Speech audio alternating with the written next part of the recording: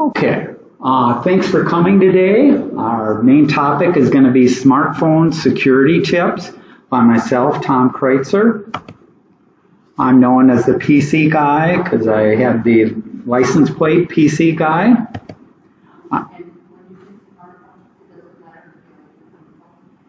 What was that?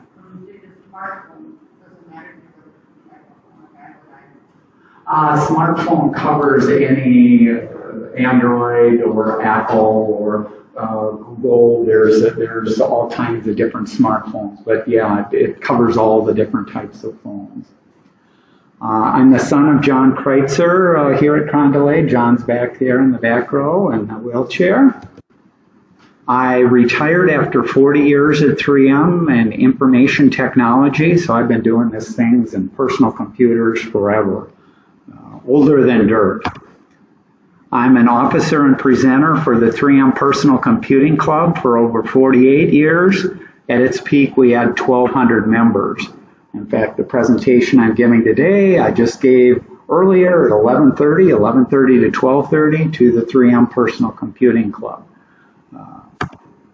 I mentioned I'm thrifty, not cheap, so I look for low-cost solutions usually, and they're with computers and phones and everything. There's all different from basic to advanced things where you can save some money. Also, what I do is I do offer free one-on-one computer help, either coming to your apartment or we go down to the library, and that's usually the first and the third Monday of the month from 2:30 to 4:30. From 1 to 3. And then there's also another gentleman here, Tom Strom, who does it on usually the second and the fourth Wednesday from 2:30 to 4:30. And you can sign up for a slot either at the front desk or by calling star 5000. Okay, I usually give these presentations once a month. The next presentation is going to be in September, and that'll be on Welzesta. So I'm not an expert on Welzesta, but I've helped out enough people, and there's lots of functionality in Welzesta, and we'll cover what it can offer for everybody here. So we'll go over the basics and things like that.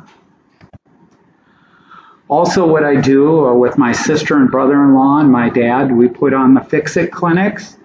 So if you have small appliances that aren't working, lamps, electronics, anything that's broken or that, we'll attempt to fix it. And we do have a Fix-It clinic coming up in September on Monday, September 22nd. And there'll be a sign-up sheet at the front desk starting September 1st.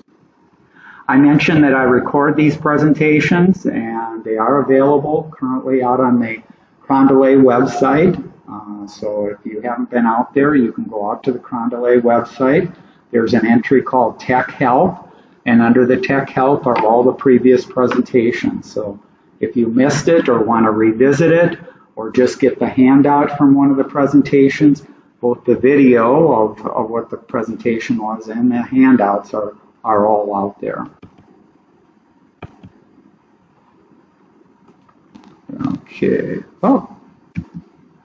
Okay, our main topic today is going to be smartphone security tips by myself, Tom Kreuzer. We'll talk about some of the phone setup items that you want to check and make sure that they're turned on, and if they aren't, turn them on. We'll talk about backing up, we'll talk about passwords, and then we'll talk about a lost or a stolen phone. Each day, 200,000 devices are lost, stolen, or damaged. So it's happened to quite a few people. In fact, how many people have lost their device, or it got run over by a car, or almost everybody. If you've had one for a while, I've left it in golf carts, I've had it fall out of my pocket and get damaged, or fall out of my pocket in a car and be hidden. So the stolen isn't, most people don't have it stolen. I don't know, did anyone have their phone stolen here? No, it doesn't look like it. If you're out more, sometimes you will have somebody at bars or other social places where the stealing happens. But for most of us, the danger is just ourselves, losing it falling out of a purse or a pocket or getting run over or stuff like that. And so there's things that you want to do to protect it. Phones today contain a large part of our life. This includes financial information that you have, photos, calendars, contacts, messages, passwords, and more are all in this little device that we carry around with us. Just like you would protect your wallet, it's very important to protect your phone for peace of mind that your data won't end up in the hands of those who could use it to do harm, or you just doing harm to yourself by losing the device or it getting run over and you don't have access anymore. I've known many people that never backed up their photos and never took care of their stuff, and then their phone got destroyed or quit functioning, and then they said, well, where are my photos? Well, the only place is on here. You can't get access to it. The photos are gone. So you don't want to be one of those people. Whether you become a victim of a phone hacker, a virus, you lose your phone, or it just stops working, there's a lot at stake should your phone data get compromised. Today's phones offer many ways to protect you if you use them right. The most likely cause of a security failure is simply a failure on your behalf to secure your stuff. So you are the weakest link. In this security, it's unfortunately, it's the people that you're responsible for making sure that things are set up. You're responsible for making sure stuff is backed up. You're responsible for getting new versions of phones and things like that. You can't blame anybody else. It's, excuse me, it's entirely our own responsibility. Let me get a cough drop. I'm getting a little hoarse. I don't know if we're getting some more smoke in the air, or I don't do well with the smoke there, but okay. Let's talk a little bit about settings in general. So settings in general on your phone, it's getting harder and harder to find stuff. Where do I go? What's available out there?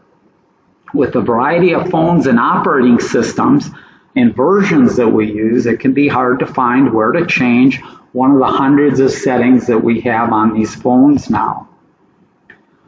What I recommend most people use is both on the Apple iPhones and on the Android phones. The first thing you'll see when you go into settings is you'll see a little search spyglass here. So you can use this, and it can save you a ton of time by trying to navigate through these menus and going down and not finding exactly what you're looking for. So you may get suggestions on changing settings in articles, on TV. You'll hear people talk about go in here and change this. And each of them are trying to give you the directions on where the setting is located. But in many cases, it may have moved because a new version of the operating system is out, or may have a different name now than when they knew it. Or you just have a different phone than somebody else. So I recommend that you use the settings search function for almost everything when you're looking to change a setting there. Okay, let's talk about some of those settings. So when you initially get a phone, your phone has to be set up. And whether you made those choices or somebody set up your phone for you, you want to make sure that it's set up in the way that protects you and protects your data. So one of the things is when you initially set up the phone, you set up a screen lock. And the screen lock is when you turn on the phone, it's locked so that somebody can't get into your phone. You have to unlock it. And this is a must.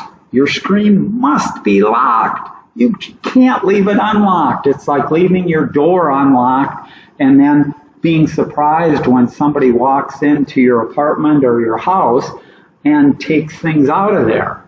You want to have it locked so that somebody can't do damage to it. So it must be locked to prevent unauthorized access, especially if it's lost or stolen. As of 2018, only 50% of the people used a phone lock. They were leaving their phone wide open, and that's a bad thing to do. You don't want to be one of the 50% that isn't locking their phone. The easiest way to turn this on is for Android. You go into Settings, Lock Screen, and you can turn it on. For Apple, you go into Settings, Touch ID and Passcode, and you turn it on. When you turn it on, you have several options on how to unlock it. Depending on the model of phone you have, most phones nowadays will let you use a fingerprint to unlock it, or a Face ID, or an unlock pattern, or a PIN, passcode, password to do it. And you can use any or all of these. What I recommend is you use the fingerprint and scan multiple fingers.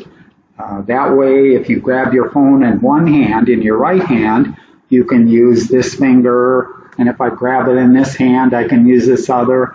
And if you have a spouse, you can set up your spouse to be able to unlock your phone also. So you can set up multiple fingers to make it easy to get into your phone using the fingerprint. What a lot of people use, especially the early Apple users, were using Face ID. Face ID is okay, but I don't recommend it. I recommend a fingerprint because it is more secure. Fingerprints are more secure. Somebody can't grab your phone and pass it in front of you and open up the phone. A fingerprint, somebody has to physically lay their finger either on the phone or on the fingerprint reader of the device. It's nothing accidental about getting a fingerprint there. The other way to unlock it frequently is an unlock pattern. So vendors like Apple and Android, you can do a circle and then touch, or you're making a gesture there. That's what's called a pattern there. I don't recommend that because that's too simplistic of a way to get into the phone, and it's easy for a thief to reconnect. So one of the things I'll tell people is okay, if you do have that unlock pattern, give me your phone. I'll hold the phone up to the light, and I can see the grease from your finger. I can see the exact pattern that you were doing on your phone, and I can recreate it. So your fingers are leaving the pattern on your phone there unless you clean it every time you touch the surface there. So I don't recommend the unlock pattern. The other way to get in, and usually the backup way, is using a PIN, a passcode, or a password. That can be 4 to 7 digits. I recommend 7 digits with numbers and letters. Don't use a phone number. Don't use a birthday. Don't use guessable sequence of numbers that you have. Because they're simple things. This is a chart saying how easy is it for somebody, a hacker or anybody, to break into your phone. Well, if all you're using is 4 characters, there's only 10,000 possible combinations from 0 to 1, 0, or 99999, 10,000 combinations. I can hook the phone up to my computer here. I can try those 10,000 combinations in 10 seconds, and I can be broken into your phone. That's what the police will use to break in. That's what a number of places will do, because it's almost instantly I can break into the phone there. The more characters you use, you'll see it takes more combinations of variations that can be done. So you can see, well, if it's 7 digits, is that any safer? No. 7 digits by themselves, I can almost instantly break into your phone. Now, if you use upper and lower case and 7 digits, That would take me on a computer, letting it run for 4 months to potentially break into your computer.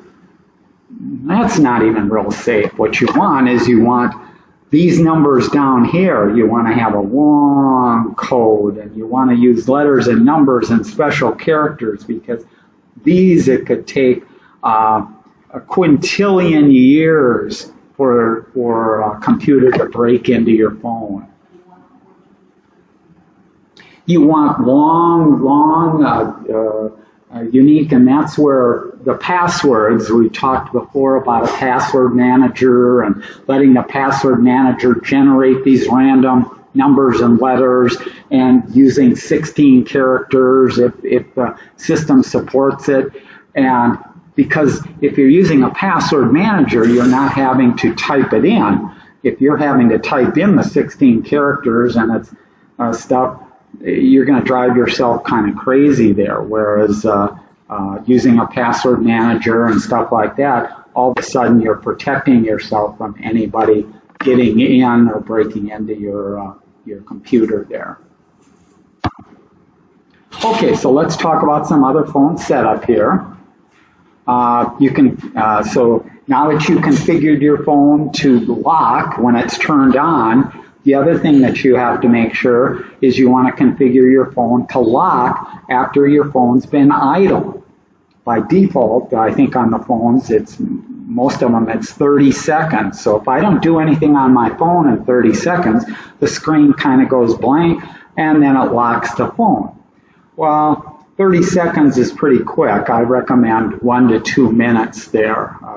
But you do want to have your phone automatically locked when there's inactivity, and set it for, like I say, I recommend 1 to 2 minutes there. Okay, another setting that you want to make sure is turned on is Find My Phone on the Apple devices and Find My Device on the Android to see what the last known location, and also gives you the ability to erase the phone if needed, if it is truly stolen or that. And we'll talk more about that in a few slides there. Excuse me. Another thing that you want to do with a new phone is you want to record the International Mobile Equipment Identification number. It's called an IMEI number in your password manager.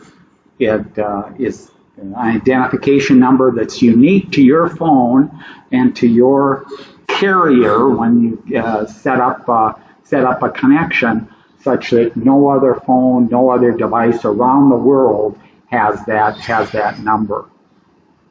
And so you want to store that, and again, I recommend storing that in your password manager, because we're all using a password manager then.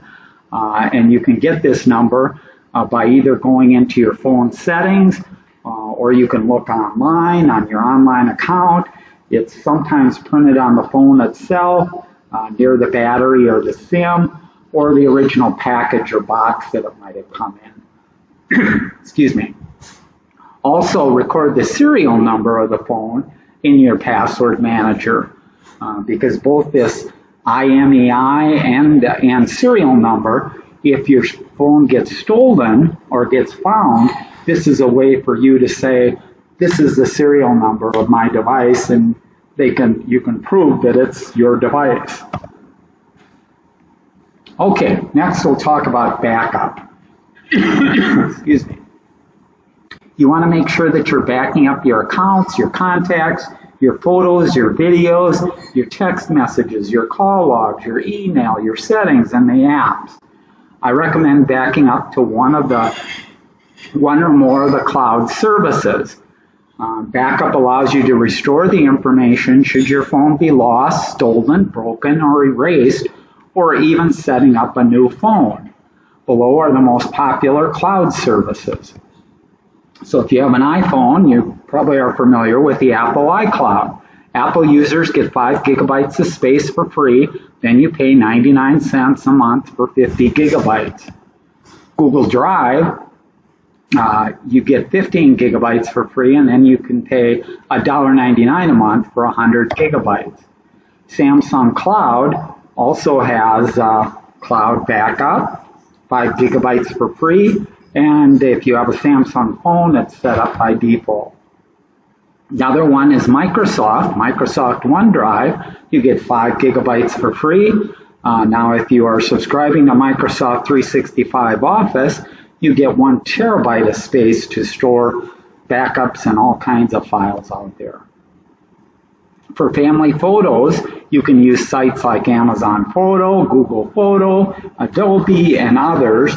Videos I recommend storing out on YouTube. And if you're not backing up or thinking about backing up, look at one of the previous presentations that I did on backup and cloud services, and it goes into detail on more detail than what we've got on this single slide here. Excuse me. Okay, next let's talk about passwords and passkeys. You must be using a password manager. I tell people I used to just recommend that people use a password manager, but because life has gotten more complicated and we all have more passwords, we all should have them long, strong, and unique, you need a password manager. And the password manager I recommend, it's free of charge. It's called Bitwarden. That way you have passwords which are unique, long, strong, and unique for every site. It's available on multiple devices, so no matter what kind of phone you have, no matter what version, Bitwarden makes app and software and plugins for browsers that work on all the different devices, on all the different platforms.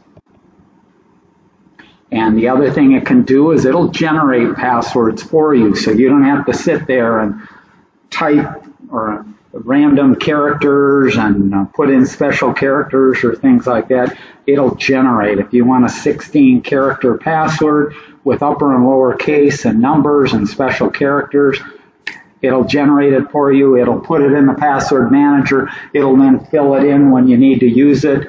Or if the package doesn't let you fill it in automatically, you can copy and paste it whenever you need that password, so you never have to type the password yourself again there.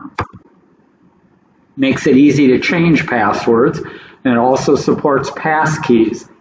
Passkeys we talked about before are a new way that the industry is trying to look to make things easier for people so that you don't have to remember passwords. And passkeys can be handled by Bitwarden and shared between different devices that you have. Also, these password managers will let you do backup of the passwords. They'll track your old passwords. You can also put in your challenge questions. You can put in your credit card information, your mailing stuff, so that you don't have to enter that in to some of these sites. And it's also safer than storing the accounts and passwords in a browser. So by default, if you've ever used a browser, whether it's Safari or whether it's Microsoft Edge or Chrome, you've probably seen the prompts when you're logging in. Do you want to save the account and password? Well, that's saving it within the browser. I don't recommend that because they aren't as robust and don't have all the features that you have in a true password manager. Plus, it's a case of, let's say you put stuff into Chrome. Well, if you want to use packages outside of Chrome, it's a little harder to use. So there's software and there's the links to all this stuff. Many apps like Bitwarden Password Manager, or banks or financial apps allow you to use your fingerprint to get into them. So I used to tell people, well, there's only one password that you're going to have to remember, and that's your password to get into Bitwarden.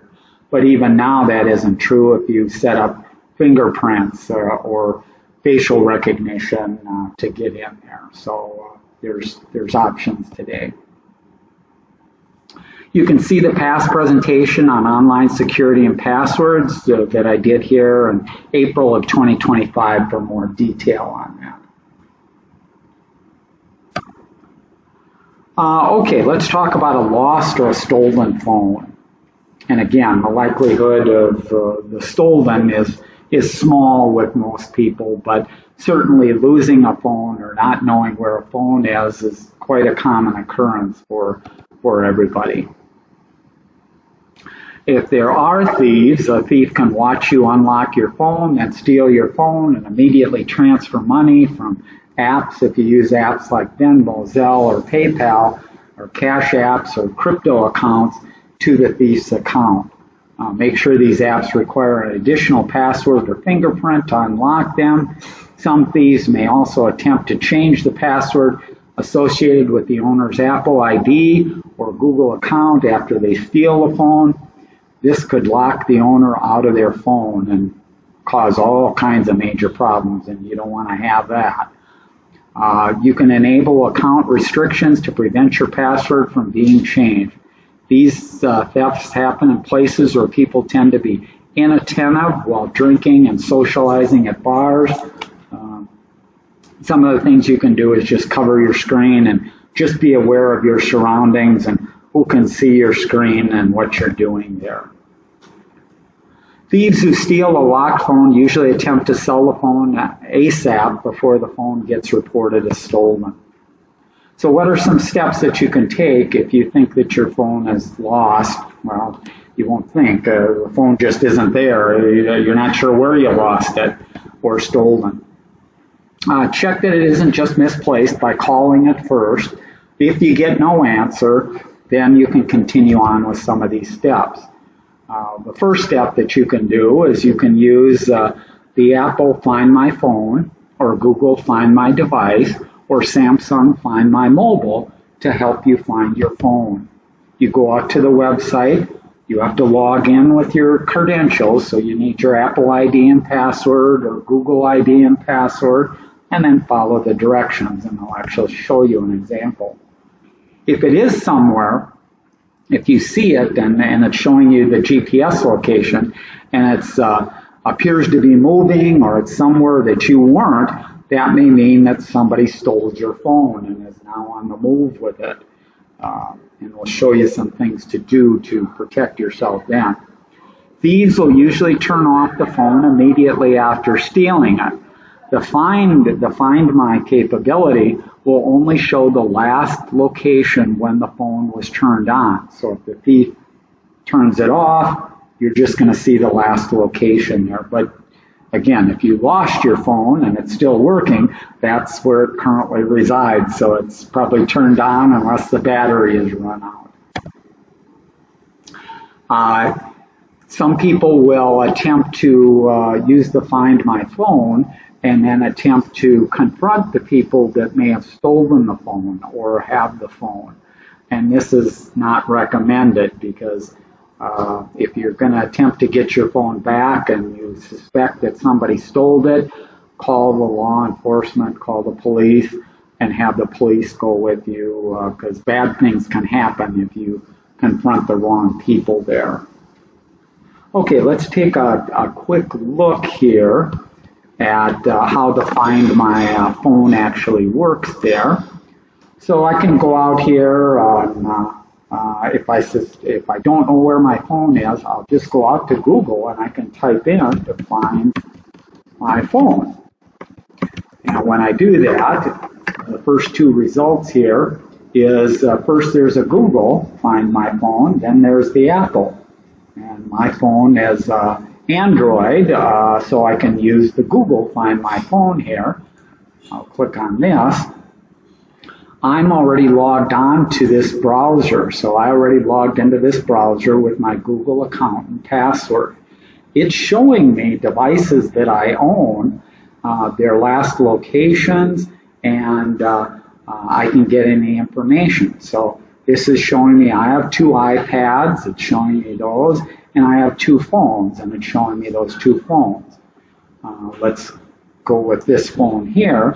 This is the phone that I have right here, and it's showing me that location, which is in Carondelet. So it identified that it's in Carondelet here. It's also saying what Wi-Fi network I'm connected to, PHS guest. My battery is at 84%. What I can do, you'll see there's some options here. Play a song. So if I know that I left it here at Carondelet, I can click to play my song, and this will start ringing at its loudest volume. Doesn't matter whether you had it muted, doesn't matter whether you have the volume turned on, it goes the loudest volume here. And you can listen around and try and find your phone there. If I determine that something's wrong, I can secure my device, and securing my device is I can lock it so that whoever found it, whether they found it or somebody stole it, they aren't getting into the phone and they aren't able to make a call and they aren't able to look at any of the apps. I can lock it just by clicking on this. If I determine that the people who stole my phone, I'm not going to see them again. My phone is already showing up out in New York City, and it's going to be on a container ship going over to China in the morning there, and I don't want anyone to get any of my data. I can reset the phone with just one click here. The next time this phone is turned on, or if it's currently turned on, it immediately starts erasing all the data. So it's kind of like that Mission Impossible where this tape will self-destruct after you get the message. Your phone resets itself and there's no data for anyone to be able to get. So you have control. You have complete control over your phone. Whether it's lost, whether it's stolen, you can check and see where it is, and you can take action appropriately there. Let's go back here.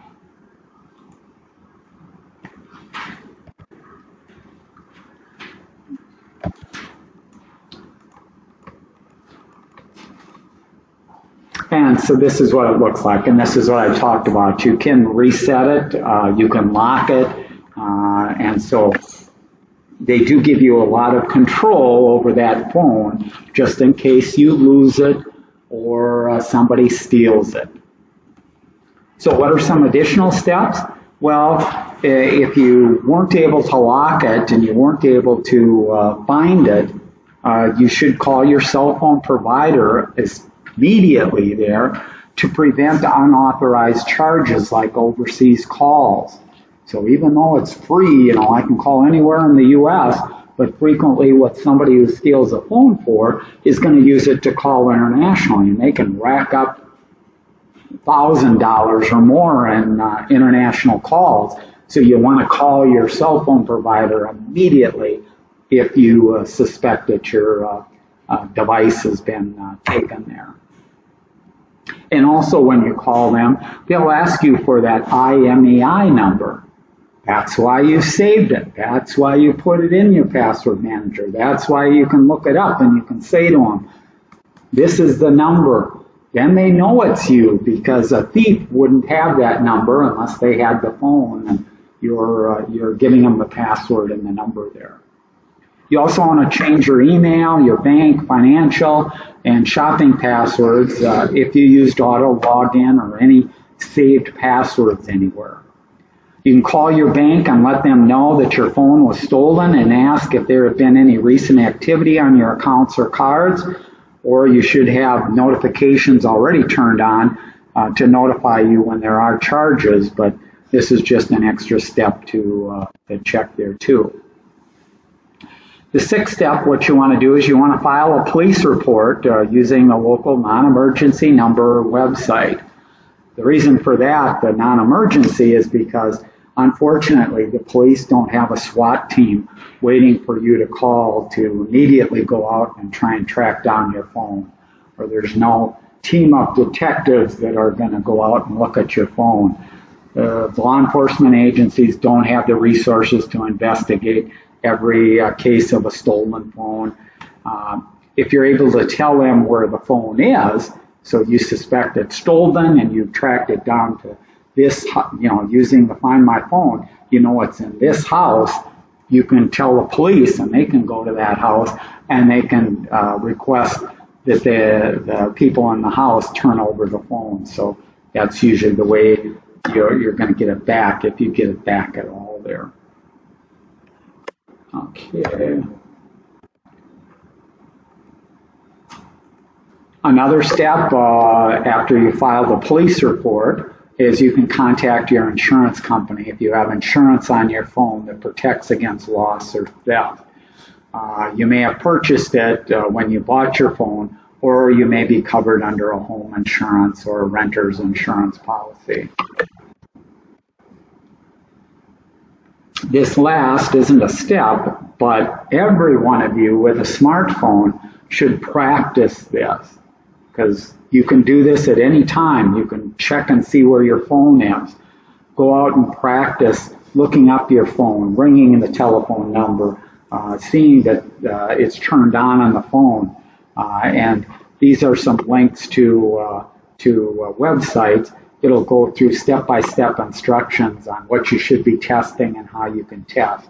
So Apple has a complete set of pages documenting what you should be going through, and Android has a similar thing there. But practice. Don't wait until bad things happen, because that's the time when you may be flustered, you may be anxious. You want to practice this stuff and know how to do it from any computer, from anywhere. So if you lose your phone and your spouse has a phone, how can you use their phone to track your phone? Or if you don't have a spouse, or your spouse doesn't have a phone, how can you use another desktop or another laptop or a public computer to be able to log in and see your phone there? And so you want to make sure and practice there. Okay, other tips. Keep your phone operating system and apps updated. Don't let it get out of date. A virus or a hacker can exploit vulnerabilities. Manufacturers usually stop supporting the operating systems for phones after 3 to 5 years. So if you've got a phone that's older than 3 to 5 years, it's time to get a new phone.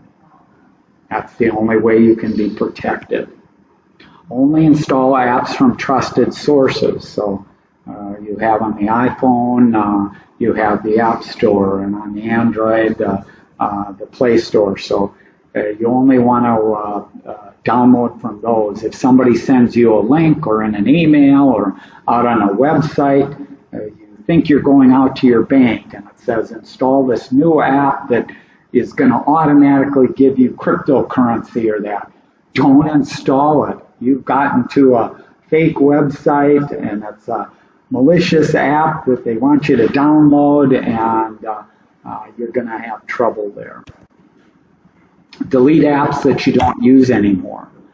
Understand app permissions before accepting them. So whenever you install a new app on your phone, you'll usually get prompts saying, do you want to give a permission to access your camera or access your contacts or your photos?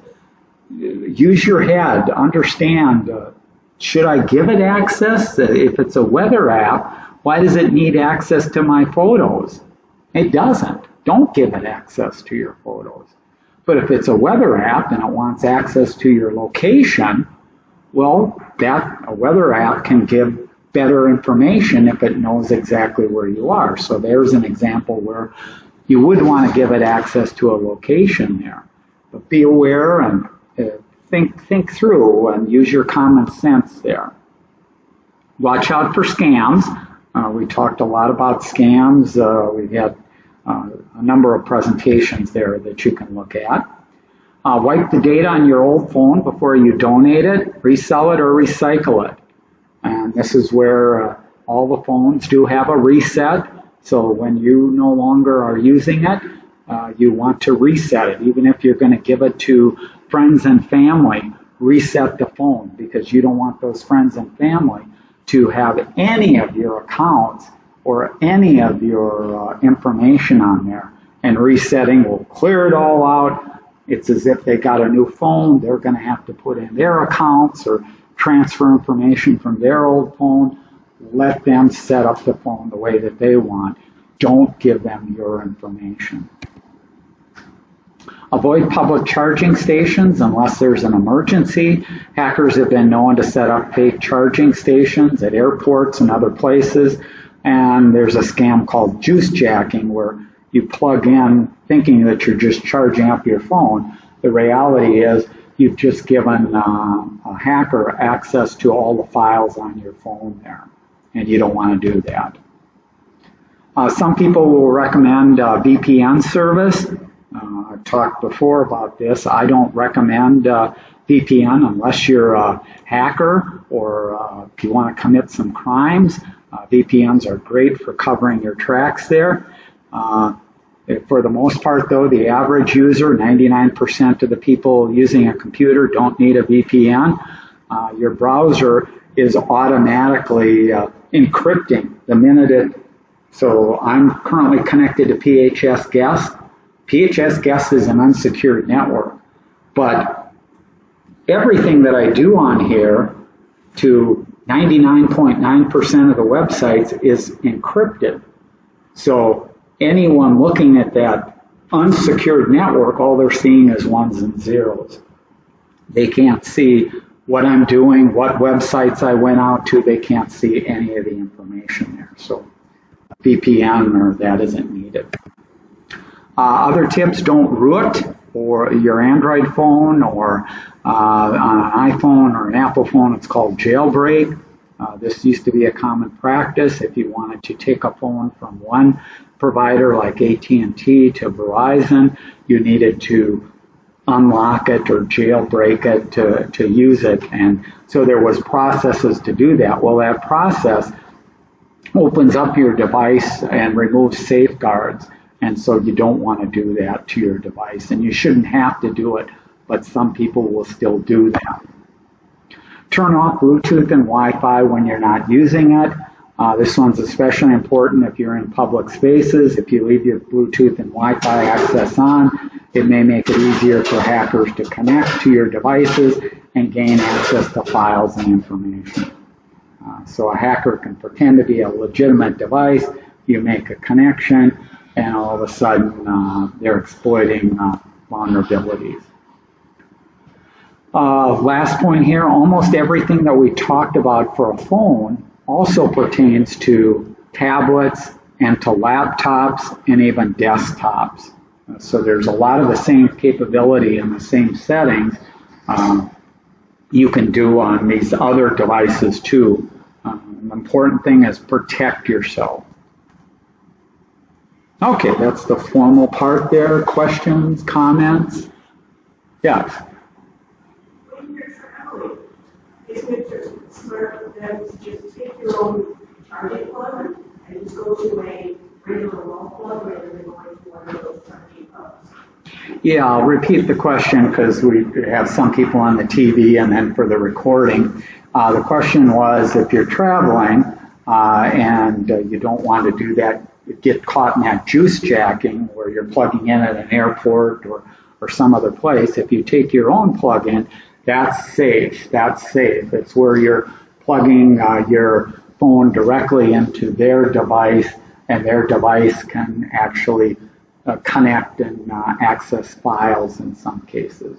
So yeah, use your own charger in that.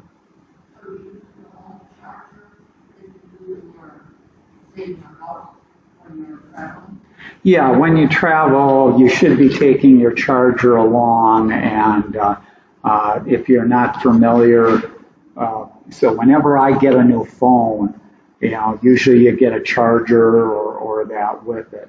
I will note on the adapter plug and the cable that I get, this came with this phone and that, because you want to match it up if you can, because these phones, you've probably heard of fast charging or stuff like that. If I use an old charger or an old cable with a newer phone, it's not going to charge as fast as if I use the correct charger and the correct cable that came with the device. So it's a case of not all cables are the same, not all adapters are the same. Even though it plugs in, you want to use the one to get the fastest charging in the shortest amount of time. You want to be using the cable that came with your device and the charger that came with your device.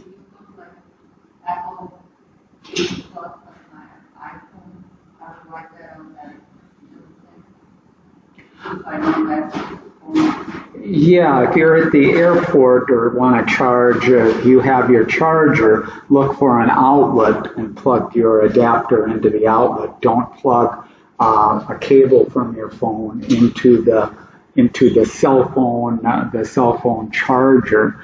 You're using your own charger and your own cable there. First, a question in that, yeah. I'm just curious. Of course, I never read on those flights what did I say cable.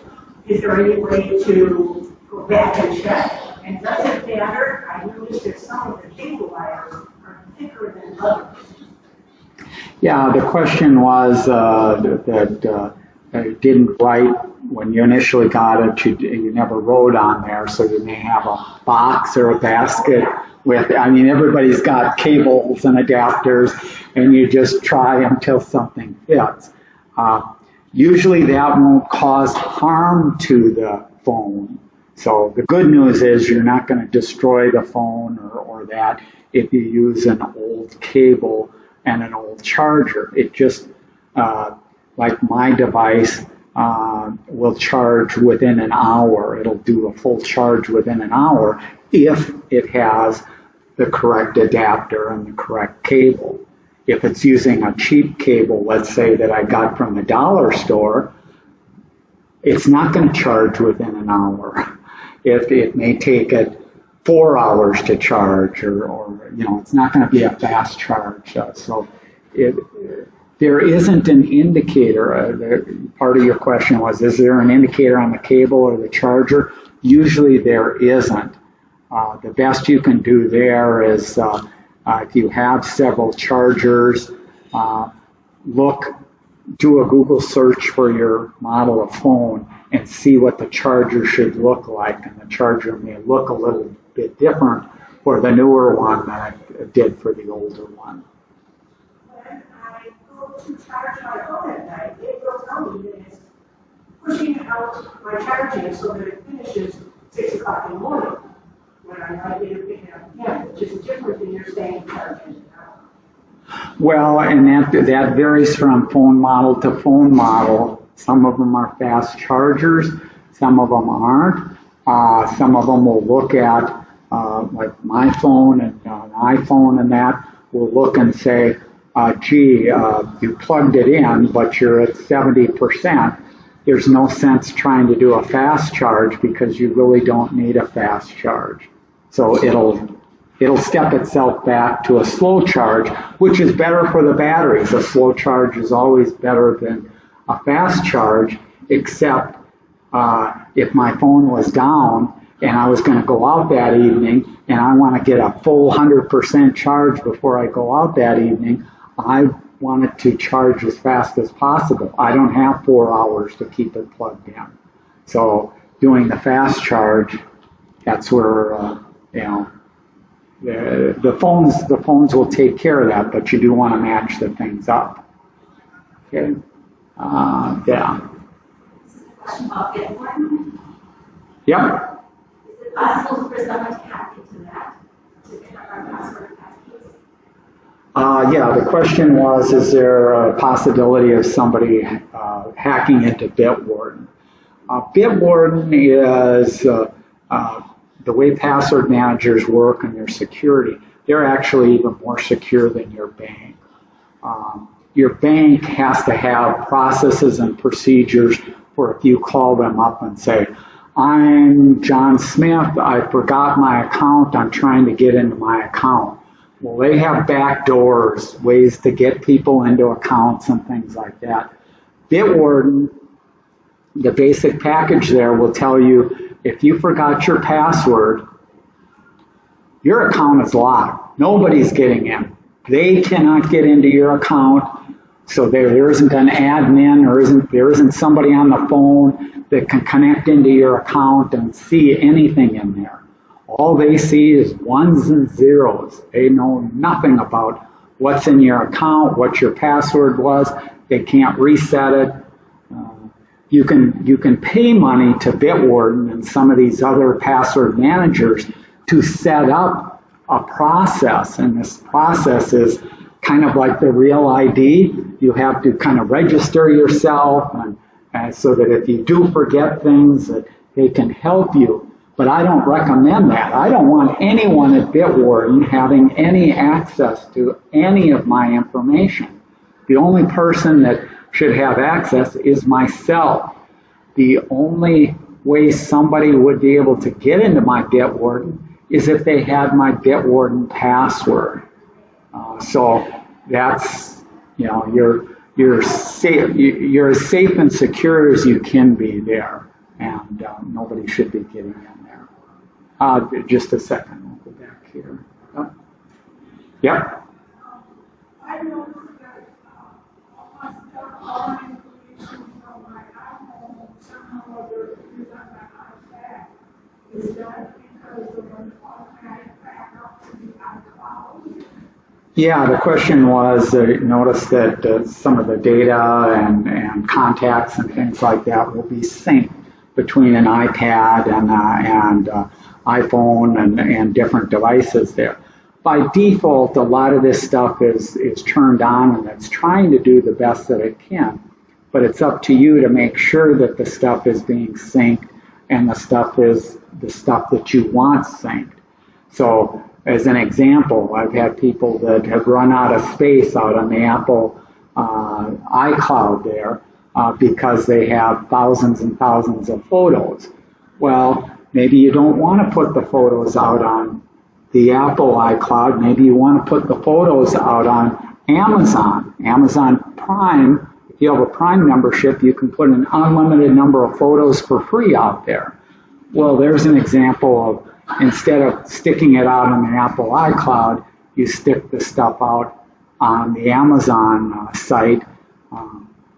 But it's a good thing to have it synced from device to device and backed up because, like in your case too, if you ever get a new iPad or that, it's just a matter of plugging it in, answering a few questions, putting in your Apple account, and it'll automatically pull that information, the accounts, the settings, things like that down to your new iPad and be all set up. By default, a lot of this stuff is turned on. Over the course, some people turn it off because they'll see a TV show and the news is talking about a hack or something like that, and it said, make sure you go in and change this setting, and you change that setting not knowing what you're affecting. And you may have affected backing up or the synchronization or things like that. And there isn't one configuration that I'd recommend for everybody in this room.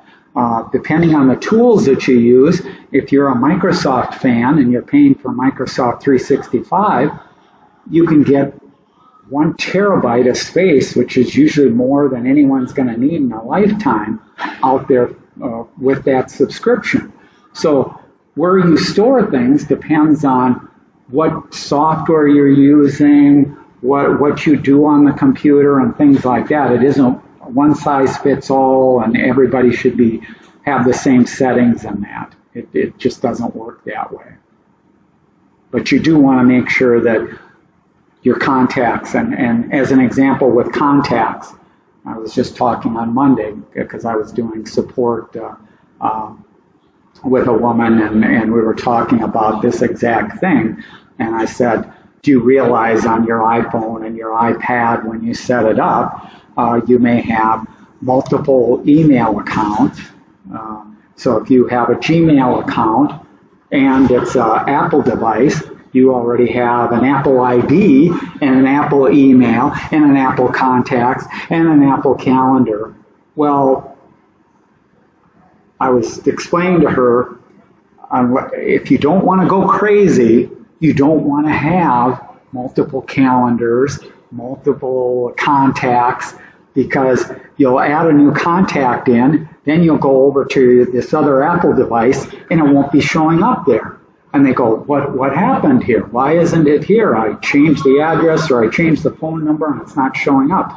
Well, it's because everybody's got these different accounts and these different capabilities, and you have to figure out, Are you going to store your contacts? If you have a Gmail account, are you going to use Google to store your contacts, or are you going to use your Apple ID to store your accounts? Then you make sure that the synchronization and the backup is done just to those accounts. And I know it sounds complicated, but it really isn't. I was telling the woman, I said, it's no different than you having a house and you have a calendar in your kitchen, and you have a calendar in your bedroom, and you have a calendar in your living room. Well, all of them aren't kept in sync. It's best if you just decided on one calendar and get rid of the rest, which you can do. You can say, I'm not going to use the Apple. I'm not going to use this. And now whenever you add things, it goes to one calendar, and you just have to make sure on your different devices that they're all point to that same calendar. Then you won't go crazy. Otherwise, prepare for craziness, because you'll swear that you added stuff in or you added people and it's not showing up. Well, it just went to another spot. You know, computers don't make mistakes. People make mistakes. Okay, question?